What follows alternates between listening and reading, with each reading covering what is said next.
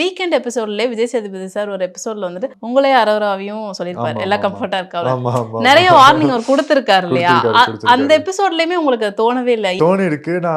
நான் அரோராட்ட அட்ரஸ் பண்ணேன் நானு. நான் இங்க பாரு நம்மள சேர்த்து நிக்க வைக்கிறாங்க. அது என்ன உனக்கு புரியுதா என்ன பண்றாங்கன்ட்டு நான் அவங்கள்ட்ட சொன்னேன். அதுக்கு அவங்க தான் சொன்னாங்க இந்த மாரி நம்ம 2 பேரும் பேசாம இருக்கலாம். பேசாம இருந்தா இந்த மாரி நானும் சொன்னேன் நல்ல ஐடியா தான். பேசாம இருந்தா அட்லீஸ்ட் நம்மள ஒரு பிராக்கெட்குள்ள போட்டு இந்த மாரி கப்பிள் டேக்லாம் போடுவாங்க. அந்த வேணான்னு போயிடலான்ற மாரி சொன்னேன். நான் தான் சொன்னேன் வேணான்ட்டு. பட் எனக்கு அப்புறம் என்ன தோணுச்சுன்னா, அப்படி பார்த்தா நம்ம சுத்தமா பேசாம இருந்தா நல்லா இருக்காது. அப்புறம் ரொம்ப அதுவும் ஏதோ நம்ம பிரிட்டெண்ட் பண்ற மாரி இருக்கும். ரொம்ப கேமராக்காக பண்ற மாரி இருக்கும்னு நான் அவங்கள்ட்ட சொன்னேன். கம்மியா பேசலாம். நம்ம தனியா பேச வேணாம். குரூப்பா வேணா பேசலாம். தனியா உட்கார்ந்து பேசினாலே பிரச்சனை. அப்பதானே சொல்லுவாங்க இந்த மாரின்னு சொல்லிட்டு நான் அவங்கள்ட்ட பேசினத பத்தி. ஆனா அதுக்கப்புறமே நீங்க பார்த்தீங்கன்னா நாங்க டிஸ்டன்ஸ் ஆயிட்டோம்.